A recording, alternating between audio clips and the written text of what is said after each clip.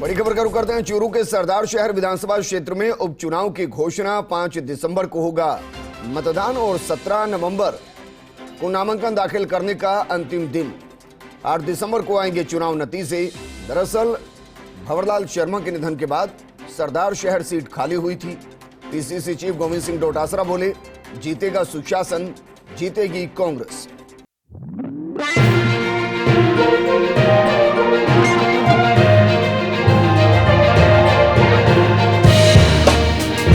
जिसको एक तरीके से मास्टर भंवरलाल मेघवाल ने अजय बना दिया था। लगातार वो जीतते रहे, विधायक बनते रहे। 1952, 57, 62 में कांग्रेस के चांदमल वैद जीते। 1967 में निर्दलीय आर सिंह जीते। 1972 में चंदनमल वैद फिर से कांग्रेस से जीते। 77 में हजारीमल भारतीय जनता पार्टी से जीते। 80 में मोहनलाल भारतीय जनता पार्टी से जीते। 1985 में एंट्री होती है भंवरलाल शर्मा की, लोकदल से वो जीते हैं। 1990 में जनता दल से भंवरलाल शर्मा जीते हैं। 1993 में नरेंद्र बुढ़ानी कांग्रेस से जीते हैं। इसके बाद 1998 हो 2003 भंवरलाल शर्मा फिर विधायक बनते हैं। 2008 में भारतीय जनता पार्टी के अशोक कुमार पीचा जीते हैं, लेकिन 13 और 18 में फिर से भंवरलाल शर्मा कांग्रेस के टिकट पर चुनाव जीते और अपने आप सरदार शहर सीट के साथ भंवरलाल शर्मा का नाम जुड़ता रहा है। मेरे सहयोगी शिवेंद्र परमार जुड़ गए। शिवेंद्र, इस सीट पर बाई इलेक्शन तो होना ही था, ये तय है, लेकिन कुछ जानकारी अंदर खाने लग पा रही है कि दोनों ही तरफ से किनको कैंडिडेट बनाया जा सकता है। देखिए विजेंद्र, जिस तरह का ट्रेंड राजस्थान में रहा है, क्योंकि अभी तक राजस्थान में जो मौजूदा विधानसभा है इसमें 3 बाई इलेक्शन हुए हैं। पहला बाई इलेक्शन मंडावा में हुआ था जी, जो मंडावा के विधायक Narendra Khichar member of parliament बन गए थे और वहां पर कांग्रेस ने रीटा चौधरी को उम्मीदवार बनाया था, वो चुनाव जीते। लेकिन उसके बाद जो 2 बाई इलेक्शन हुए, एक हुआ भीलवाड़ा के सहारा में जहां से सिटिंग एमएलए कैलाश त्रिवेदी की डेथ हुई। वहां हमने देखा कि उनकी वाइफ को कांग्रेस ने उम्मीदवार बनाया गया देवी को। दूसरा बाई इलेक्शन हुआ सुजानगढ़ में, जहां मास्टर भंवरलाल मेघवाल जो कैबिनेट मंत्री थे, उनके निधन के बाद बाई इलेक्शन हुआ और वहां उनके बेटे मनोज मेघवाल को पार्टी ने टिकट दी। तो जिस तरह का ट्रेंड है, उम्मीद यही। इसमें शिवेंद्र एक और जोड़ देते हैं, राजसमंद को भी ऐड कर लेते हैं। हाँ बिल्कुल, राजसमंद को भी अगर इसमें ऐड करते हैं तो देखेंगे कि किरण माहेश्वरी की जो बेटी थी दीप्ति माहेश्वरी, उनको भारतीय जनता पार्टी ने उम्मीदवार बनाया। तो जिस तरह का ट्रेंड रहा है विजेंद्र, उससे तो यही लगता है कि जो भंवरलाल शर्मा थे सरदार शहर से विधायक, उनके ही किसी परिजन को या उनके बेटे को, जैसा कि हमने सुना भी है कि उनके बड़े बेटे टिकट के दावेदार हैं। शिवेंद्र, क्या वो एक्टिव पॉलिटिक्स का हिस्सा है? देखिए बहुत ज्यादा एक्टिव पॉलिटिक्स का हिस्सा तो नहीं है, लेकिन वो ब्राह्मण राजनीति और इस तरह के कई मंचों से वो जुड़े हुए हैं और उनकी सक्रियता काफी है विजेंद्र। तो मुझे लगता है कि उनके नाम पर सहमति बन सकती है, क्योंकि पार्टी नहीं चाहेगी कि कोई रिस्क इसमें लिया जाए, क्योंकि बाई इलेक्शन जब भी किसी के निधन के बाद होते हैं तो एक इमोशनल कार्ड बड़ा इम्पोर्टेंट होता है और हमने बहुत से चुनावों में देखा है, सिर्फ राजस्थान में ही नहीं और भी कई स्टेट में, चाहे वो मेंबर ऑफ पार्लियामेंट का चुनाव हो, चाहे वो एमएलए का चुनाव हो, इसी तरह हमने इम्पोर्टेंस देखी है कि उनके किसी फैमिली मेंबर को टिकट दी जाती है। लेकिन महत्वपूर्ण रहेगा चुनाव जीतना दोनों पार्टियों के लिए विजेंद्र, क्योंकि मुख्यमंत्री अशोक गहलोत का कल स्टेटमेंट आपने 12 में सुना होगा कि कोई एंटी इनकम्बेंसी सरकार के लिए नहीं है। अगर एंटी इनकम्बेंसी नहीं है तो कांग्रेस के लिए ये चुनाव भी जीतना बहुत जरूरी होगा। अगर मान लीजिए कांग्रेस पार्टी इस चुनाव को जीतती है तो चुनाव में जाने से ठीक पहले बूस्टअप मिलेगा उनको, क्योंकि उनके घर की आपसी लड़ाई चल रही है। ये कहा जा रहा है कि जनता खुश नहीं है, बीजेपी लगातार दावे कर रही है कि प्रदेश में माहौल सही नहीं है, और उस बीच अगर आप विधानसभा चुनावों से ठीक पहले कोई चुनाव जीतते हैं तो एक अच्छा मैसेज जाएगा।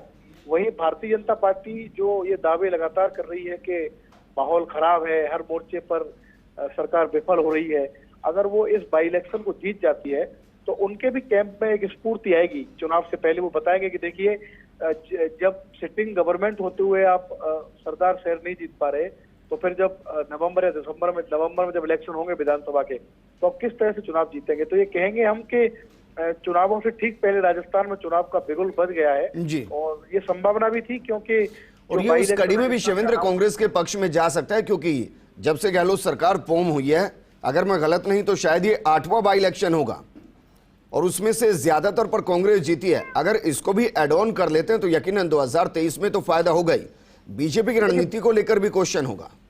अब विधानसभा के जितने भी बाई इलेक्शन विजेंद्र मुझे याद आते हैं, सहाड़ा, उससे पहले मंडावा, उसके बाद राजसमंद और उसके बाद जो वल्लभनगर हो गया, धरियावाद हो गया, धरियावाद, बिल्कुल ठीक है। तो उन सभी जगह जिस तरीके से कांग्रेस ने परफॉर्मेंस की है, तो कांग्रेस की कोशिश रहेगी, मुख्यमंत्री अशोक गहलोत की भी, कि चुनावों में जाने से पहले वो सरदार शहर को भी जीते। और आप एक वाकया याद कीजिए कि जब मुख्यमंत्री अशोक गहलोत गए थे भंवरलाल शर्मा की अंत्येष्टि में शामिल होने, और उस समय वो एक ऐलान करके आए थे कि बीमारी से कुछ समय पहले भंवरलाल शर्मा जब मुझसे मिले थे तो उन्होंने कोई एक डिमांड की थी, वहां पर संभवतः कोई अस्पताल था जिसका नामकरण किया जाए, और वो उन्होंने हाथों हाथ वहां पर किया था।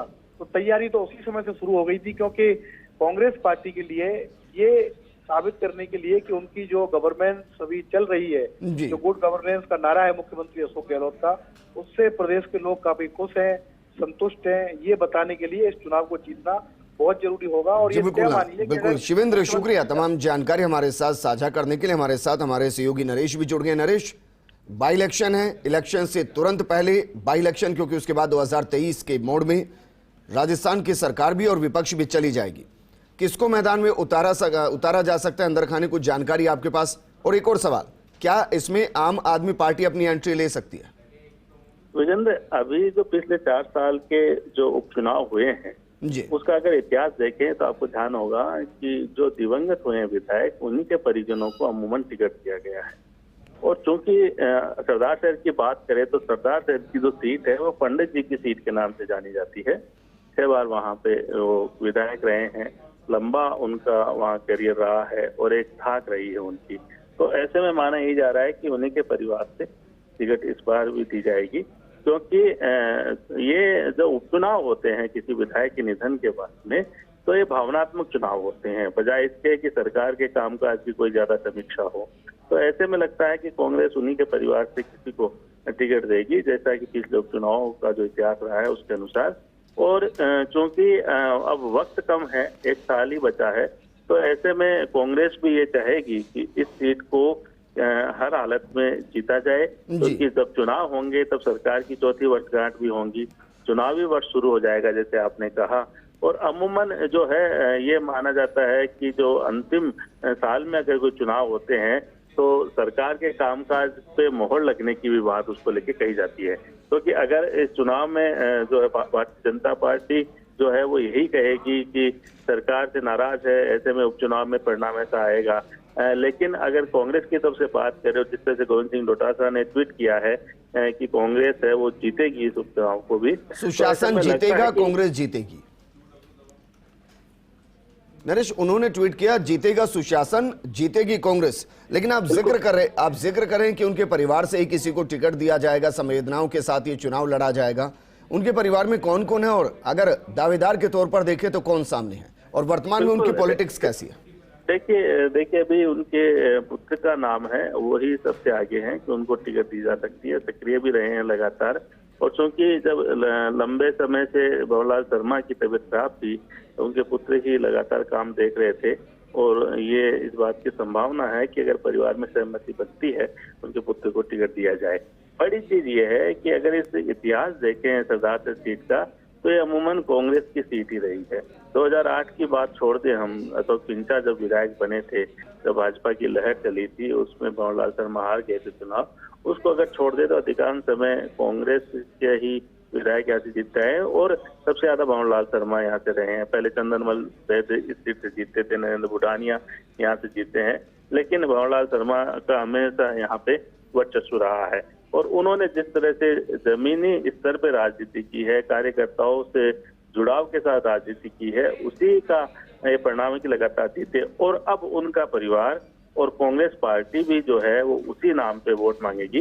यानी अभी जो चुनाव जो जीता जाएगा कांग्रेस की तरफ से, वो सरकार के कामकाज पे कम भंवरलाल शर्मा के नाम से ज्यादा लड़ा जाएगा। तो अब देखना ये होगा, महत्वपूर्ण बात यह है कि भारतीय जनता पार्टी इसके लिए क्या रणनीति बनाती है, क्योंकि कांग्रेस के पास जो है अभी जो अपर हैंड है वो कांग्रेस का माना जाता है। उसके 2 कारण हैं, एक तो भावनात्मक चुनाव है, दूसरा ये सीट कांग्रेस की रही है अमूमन, और तीसरी जो पुराने इस सरकार के कार्यकाल के उपचुनाव की बात करें तो उसमें कांग्रेस जीत के आई है, जिस भी कांग्रेस की सीट जो है उन्होंने खोई नहीं है। तो ऐसे में लगता है अभी तक के जो समीकरण उसके अनुसार कांग्रेस का अपर हैंड है।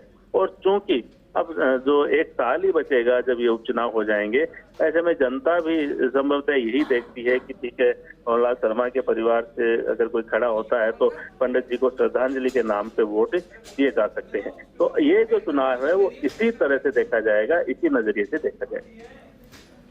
नरेश, मेरा सवाल ये भी था कि क्या आम आदमी पार्टी एंट्री ले सकती है इस पे? देखिए, अगर औपचारिक रूप से सिर्फ अपना नाम दर्ज कराना हो तो अलग बात है। बाकी ये जो चुनाव है विजेंद्र, सीधा सीधा कांग्रेस और भाजपा के बीच इसमें मुकाबला होगा। और अभी जो आम आदमी पार्टी है उसका सरदार शहर में मुझे लगता नहीं है कि इस चुनाव में कोई बड़ा। ठीक है नरेश, शुक्रिया तमाम जानकारी हमारे साथ साझा करने के लिए।